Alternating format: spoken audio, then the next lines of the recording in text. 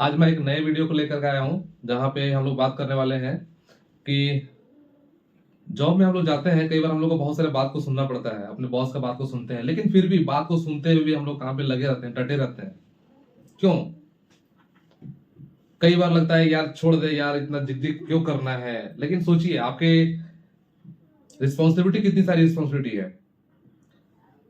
बच्चे की पढ़ाई है, रोटी है, कपड़ा है, मकान है, एजुकेशन है, बच्चे का मैरिज के लिए प्लान करना है, मेडिकल एक्सपेंसेस है, घर में कोई मेहमान आ गया तो उनके लिए कुछ मान सम्मान करना है, कहीं पे शादी पार्टी है तो वहां पे लोग आपका वेट करते रहते हैं। तो आप समझ रहे ना कि कितनी रिस्पॉन्सिबिलिटी है।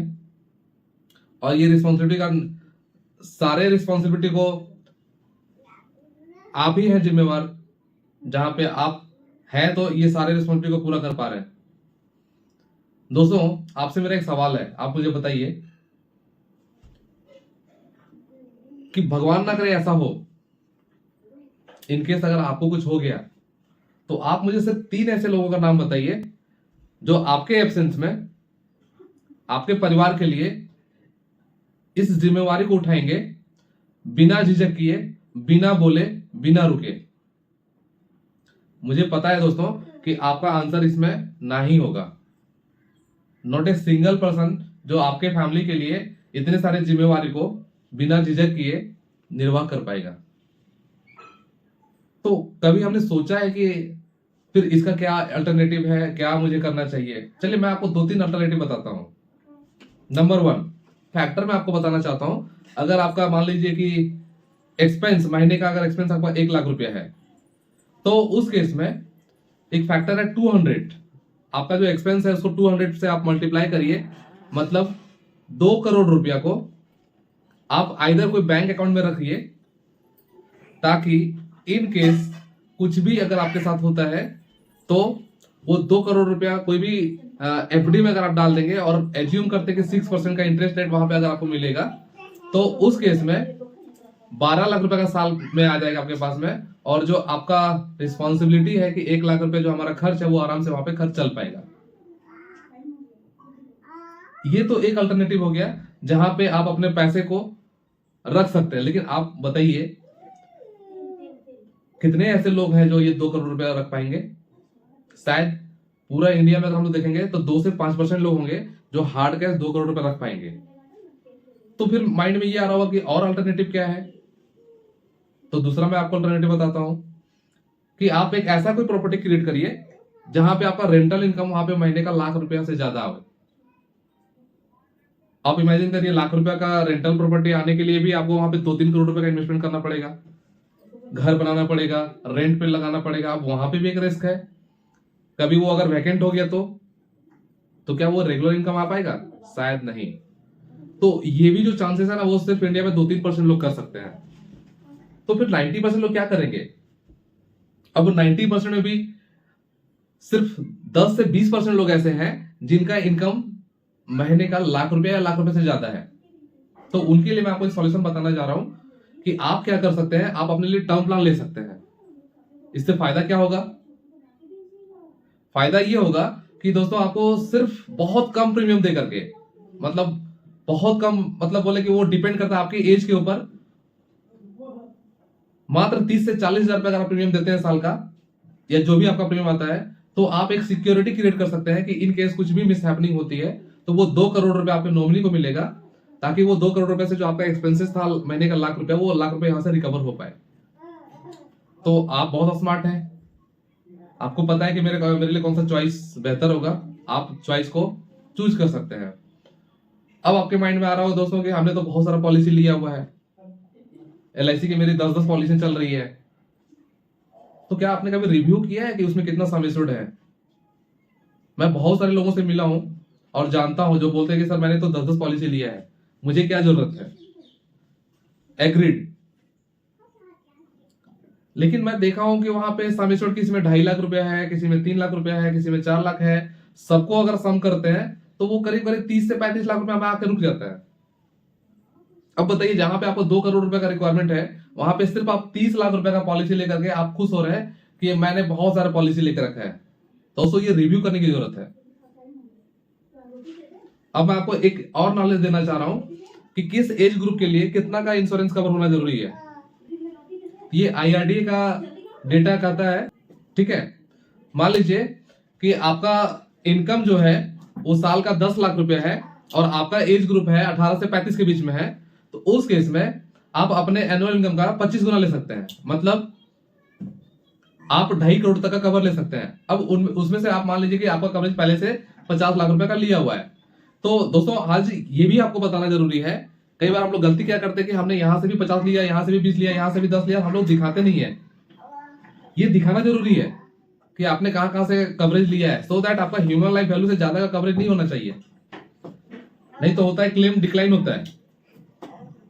तो वहां पे अगर आपने 50 लाख का लेकर रखा है तो अब आप और एडिशनल 2 करोड़ का ले सकते हैं। इसी तरीके से दूसरा जो एज ग्रुप हमारा है वो है 36 साल से लेकर के 45 साल। इस एज ग्रुप के लिए हम लोग 20 टाइम्स कवर ले सकते हैं।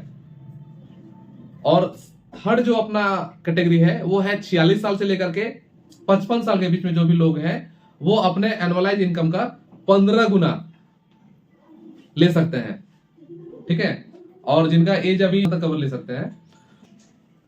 तो फ्रेंड्स ये आपको पता चल गया कि हमें कितना का कवर का जरूरत है और आपका गैप क्या है।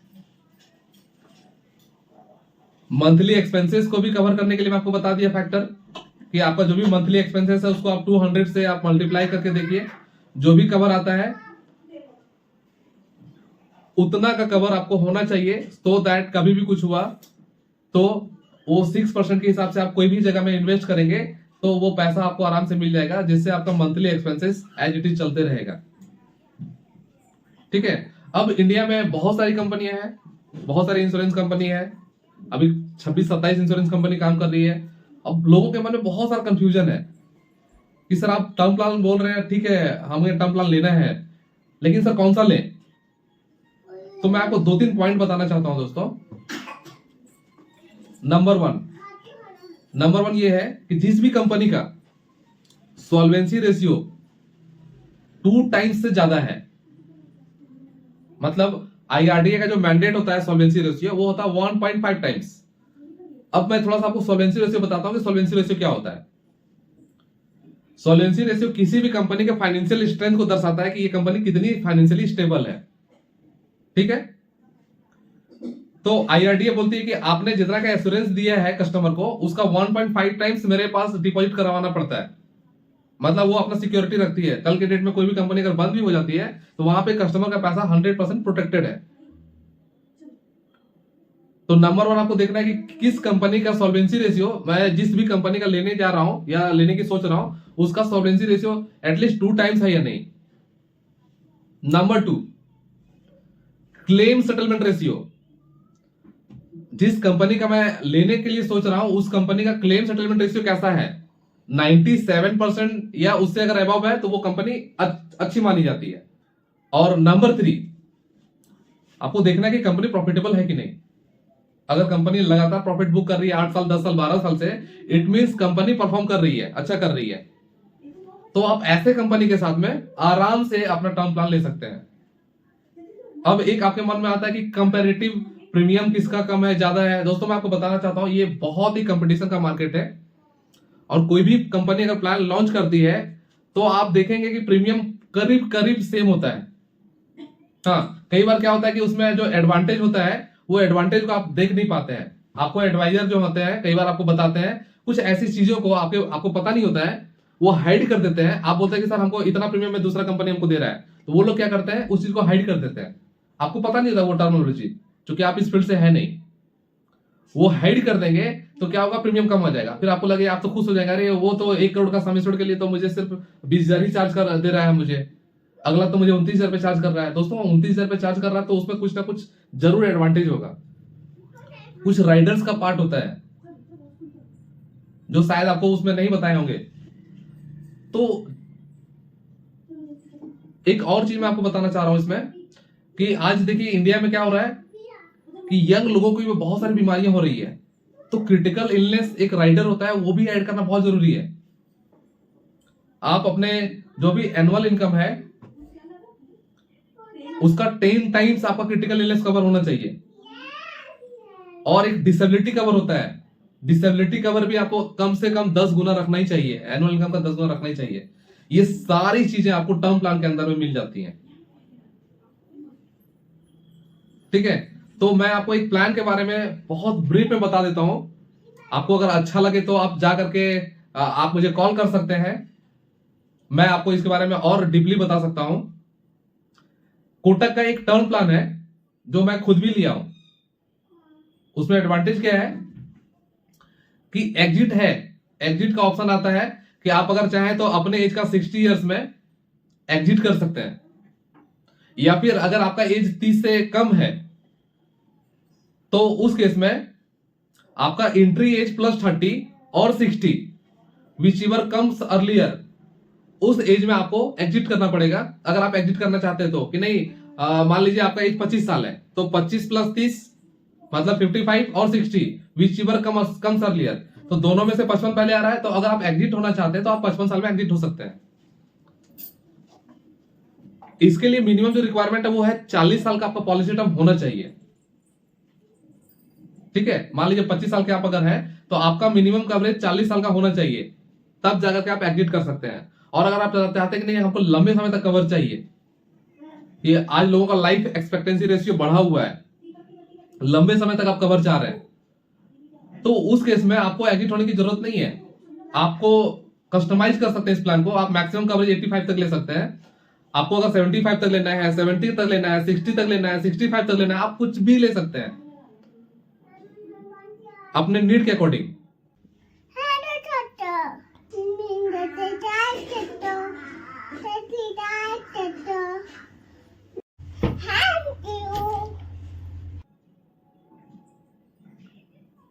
मान लीजिए आपका एज 35 साल है और आपने 85 साल तक कवर लिया, अब आप चाह रहे हैं कि मुझे एग्जिट होना है, तो जिस दिन आपका age entry age plus 30, 35 plus 30 और 60 विच एवर कम्स अर्लियर, तो 60 पहले आ रहा है तो आपको 60 में एग्जिट होना पड़ेगा। लेकिन आप चाह रहे हैं एग्जिट नहीं होना है तो आप 85 तक बने रहिए। कभी भी कुछ हुआ तो आपके नॉमिनी को, जो आपने सम एश्योर्ड लिया है 2 करोड़ का लिया तो 2 करोड़ मिलेगा। क्रिटिकल इलनेस लिया है, क्रिटिकल इलनेस में 37 बीमारी होती है, मैं उसका लिस्ट आपको दे दे रहा हूं। वो 37 बीमारी में से कोई भी बीमारी अगर डिटेक्ट हुआ तो कंपनी उसमें आपको सम एश्योर्ड दे देती है। परमानेंट डिसेबिलिटी में अगर किसी के साथ में अगर एक्सीडेंटल डिसेबिलिटी हो जाती है तो उस केस में कंपनी आपको सम एश्योर्ड का 12% करके 5 साल तक देती है, और 5 साल के अंत में आपको फिर से 60% देती है, मतलब 120% आपको यहाँ पे दे रही है सर।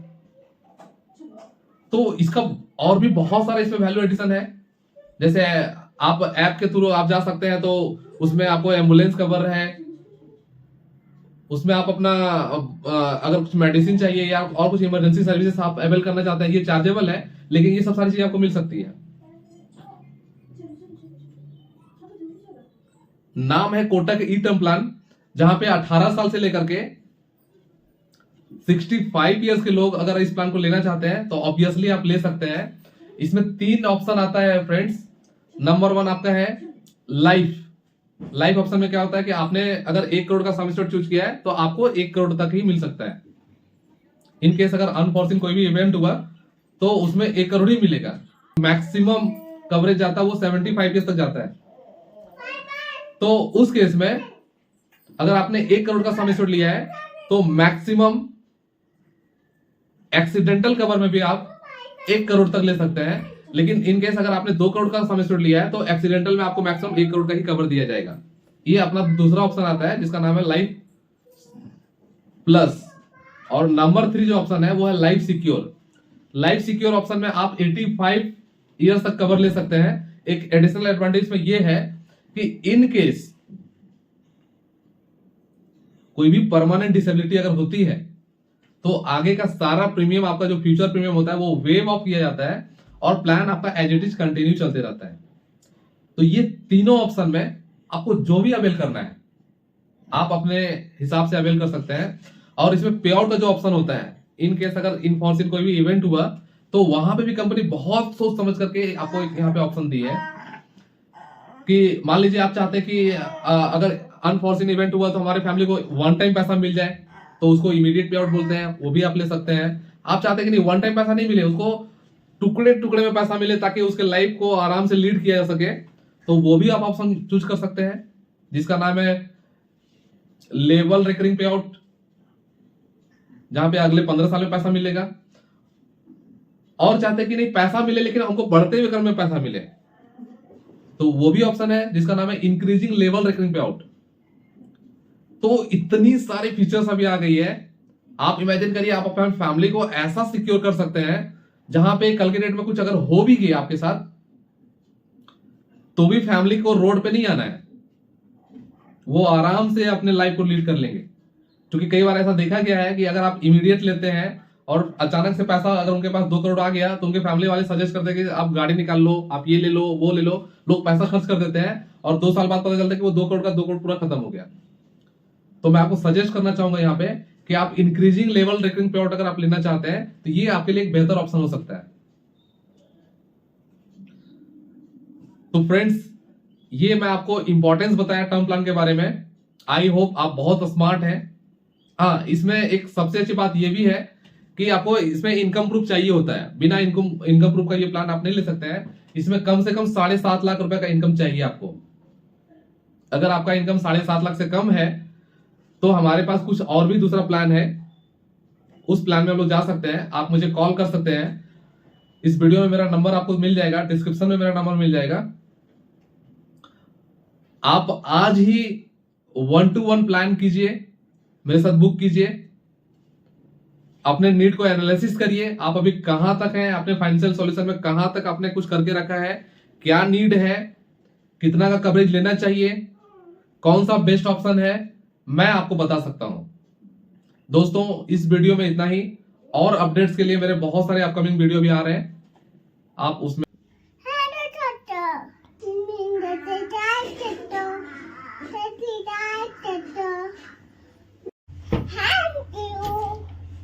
आए देखें। और अगर आपने सब्सक्राइब नहीं किया इस चैनल को तो आप सब्सक्राइब कर लीजिए। Thank you, that's it.